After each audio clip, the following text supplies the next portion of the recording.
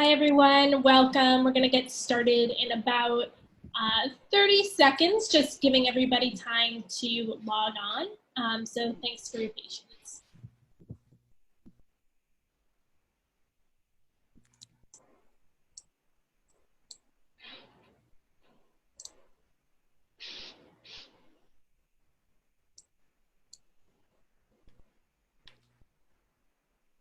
All right, I think we've got a healthy number of you here. So I'm going to get started. My name is Alyssa Virilli, and I am the Director of Programs and Partnerships at LMHQ. LMHQ stands for Lower Manhattan Headquarters, and we're a collaboration work, meeting, and event space based in Lower Manhattan. And while in normal times, we like to put on around 4 programs in person per week. Now that we're all virtual, we're excited to be able to put on more programming and reach audiences far beyond Lower Manhattan and the 5 boroughs. Before we get started, I just want to lay a couple of ground rules for how we'll be interacting in this webinar. So you will notice at the bottom of your screen, you've got a Q&A box. And I'll give her an introduction in just a few minutes, but we're joined today by Audrey Washington, and Audrey will be answering your questions at the end of the webinar. So if you have questions as they come up, just put them into that Q&A box and we'll make sure that they get addressed during the Q&A portion. So put the questions in the Q&A box. Any other comments you might have, you can share them in the chat. But if you want to make sure your question gets answered, put it in the Q&A box. And now I am excited to introduce our expert for today's webinar on demystifying the home buying process. And we're so fortunate to have with us Audrey Washington, who is a money and credit coach and the founder of Fiercely Financial Coaching and Washington Consulting Group. And she has over 15 years of experience in the field of financial education, credit, and counseling first-time home buyers. So couldn't think of somebody better qualified to lead our conversation today. And with that, I'm going to hand it over to Audrey. All right, wonderful. Well, Alyssa, thank you so very much for having me, and I just appreciate the opportunity to be able to just share information. And so I'm going to I hope everyone is doing well. I know that we are in some different and interesting times, but I'm hoping that the fact that you signed up for this webinar, that you definitely see hope for your future and just the future of our country and the world. And I hope that, you were just staying in a calm and peaceful space, even though so much around us might be, just a little bit disconcerting. So welcome. I'm truly happy to be here with you. We have a lot of information to go over, and so I'm going to just start moving through. What I will say is that I will be here a little bit later after, so I'm not rushing right off. So we're definitely going to make sure that we cover all of the content and get through, I would say, probably all of the questions that you might have. So as Alyssa said, I'm a money and credit coach, and I'm also a speaker around money and credit. I'm certified as a homeownership counselor, meaning I help people who are like you, who want to buy their first home. And I also am certified as a financial capability coach. And I teach personal financial management at Monroe College. And I also wrote a book, which is called Transform Your Money Mindset, Simple Steps for Financial Fitness. It's actually an easy read. And if you're interested, you can purchase on Amazon, and that's the information. Not pushing the book on you, but just giving you information just in case you are interested. And I think, I definitely am thankful and blessed that I have a lot of different skill sets around helping people with their money and credit and finance. But the biggest thing that I want you to know about me is I am just extremely passionate about helping people to achieve their money goals and create their own financial legacy for themselves and families and community. In terms of the services that I offer, so my signature programs are Debt-Free Bootcamp and Money Success Bootcamp. And, you know, if you're interested in learning more about Debt-Free Bootcamp, you can email me, Audrey at fiercelyfinancial.com. I also do private individual coaching. So if you don't want to be in a group class and you want to kind of have me laser focused on you, you can also reach out to me for that. And then for those of you who may have a company with employees, or maybe you're still running your own business, but also still work, I offer through my Workplace Financial Fitness Employee Financial Education workshops. Now, as you can see, my little logo is there that says 2020 Money Moves. Now, every year I try to come up with a theme for what I'm going to really help people to kind of focus on and think about for the year. And I, of course, came up with 2020 Money Moves in 2019, at the end of 2019, way before the pandemic. But what I will say, and I think it's a testament to all of you showing up here today, you can still make money moves even in this time of things being a little uncertain, and certainly around you know, the economy and jobs and things like that. But there are still definitely ways that you can make money moves during this time. So I really want you to kind of let that sink in for yourself, that money moves can still be made. And a couple things, I do a Facebook Live Money Talk every Tuesday at 12 noon. Of course, I'm not doing it today because I'm with you. But one of the things I talk about is it could be something as simple as you know, starting to just say, this is where I want to, you know, let me research some places where I may want to purchase. Doesn't cost you anything to do that, right?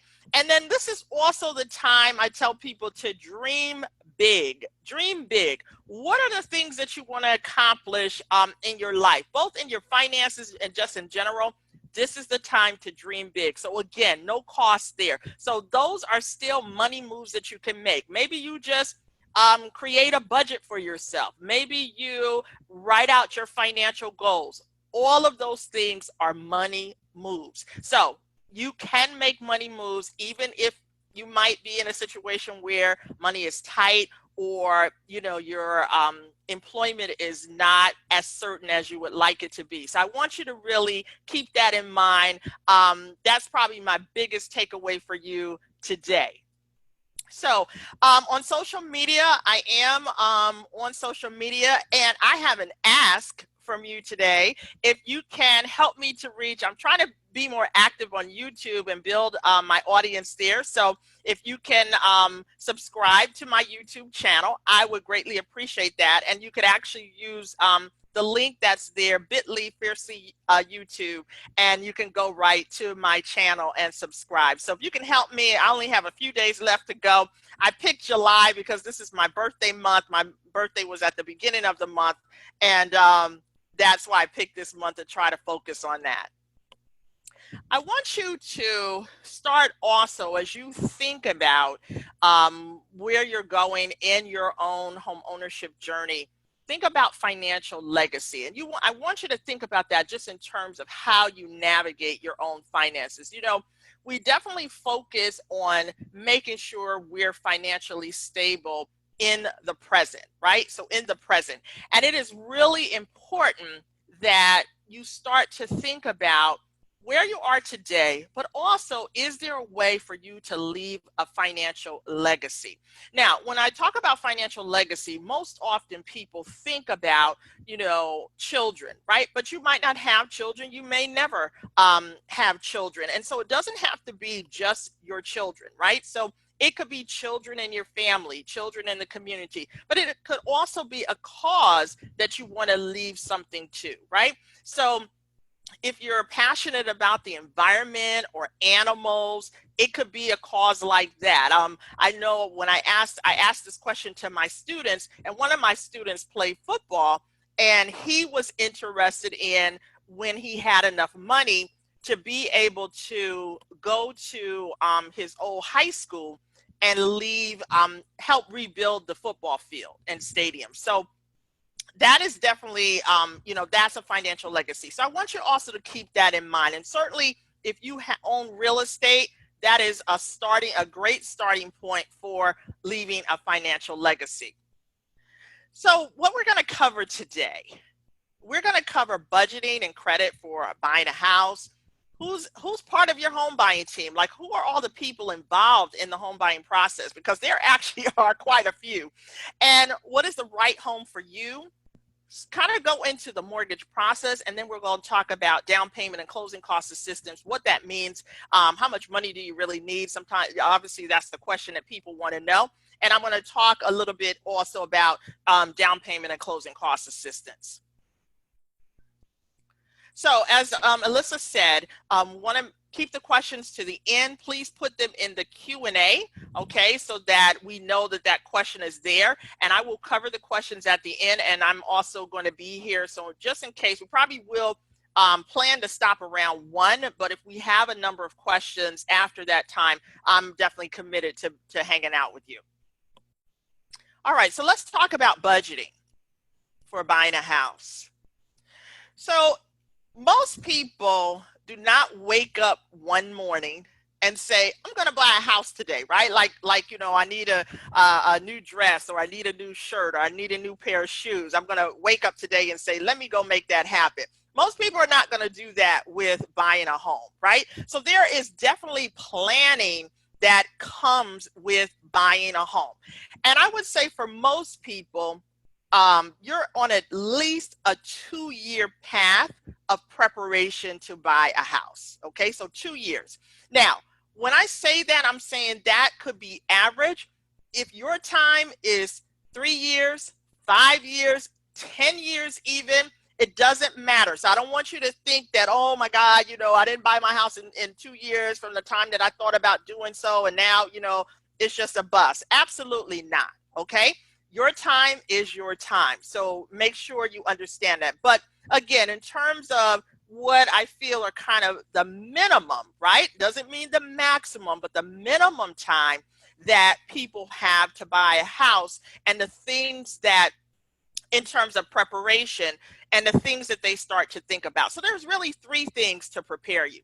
The first thing is, typically in year 1, most people start to think about, I need to reduce debt. And I'm going to talk about that later, why that's important. While you don't have to be debt free to purchase a house, the amount of debt that you can carry in addition to your mortgage is not that high. Okay.